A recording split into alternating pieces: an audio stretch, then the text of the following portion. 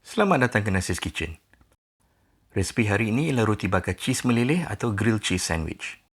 Sangat mudah disediakan dan pasti akan menjadi kegemaran keluarga.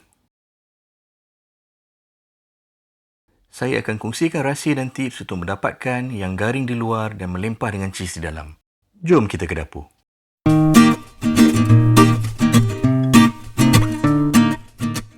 Bahan-bahan yang kita perlukan ialah 2 keping roti sandwich putih. Saya guna roti Gardenia tapi apa pun roti putih pun okey. 2 keping cheese singles. Di sini saya gunakan jenama Kraft. Yang penting kita guna cheese yang berbalut macam ni, yang dikenali sebagai American cheese. 20 gram cheese mozzarella yang dihiris halus. Dan sedikit mentega atau margarin. Ini saja bahannya, cuma 4 barang. Pastikan mentega sudah lembut sebelum disapu pada roti. Sapukan dengan tebal dan rata. 50% rasa sandwich ni datangnya dari lapisan luar mentega yang garing. Kalau mentega tak cukup lembut, susah nak sepukan putih roti dengan rata dan ini akan menjejaskan hasil masakan. Sekali lagi saya ingatkan, sapukan dengan tebal dan rata. Ulang untuk kepingan roti yang kedua.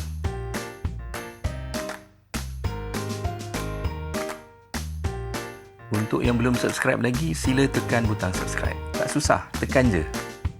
Gunakan kuali yang lepir dan luas dan api yang kecil.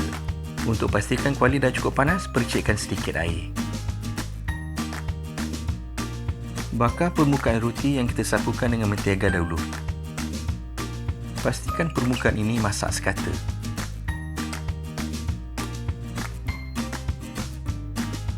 Semasa dibakar, gerak-gerakkan di atas kuali.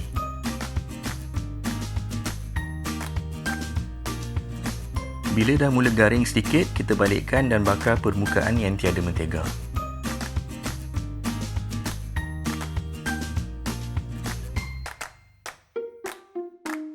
Bila kita lihat dah garing, balikkan.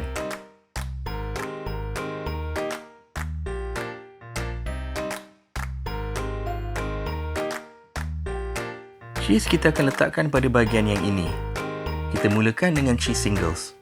1 keping cheese untuk setiap keping roti.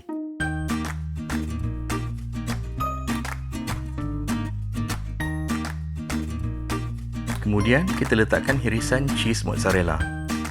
Cheese mozzarella ni penting kita hiris halus-halus supaya dia cepat cair. Cheese mozzarella yang akan menghasilkan lelehan cheese yang kita mahu. Kalau guna cheese cheddar biasa saja, hasilnya tak sama. Telungkupkan perlahan-lahan. Kita tak mahu permukaan roti bercheese terkena pada kuali. Jadi, berhati-hati. Sekarang kita kena terbalikkan supaya cheese mencair dengan perlahan di dalam.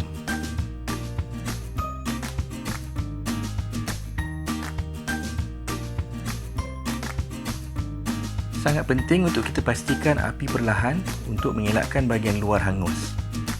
Selalu semak bahagian yang sedang dibakar dan balikkan.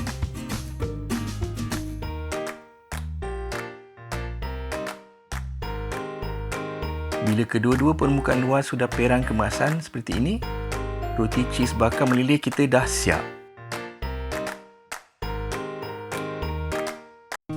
Dengarkan betapa garingnya lapisan luar roti.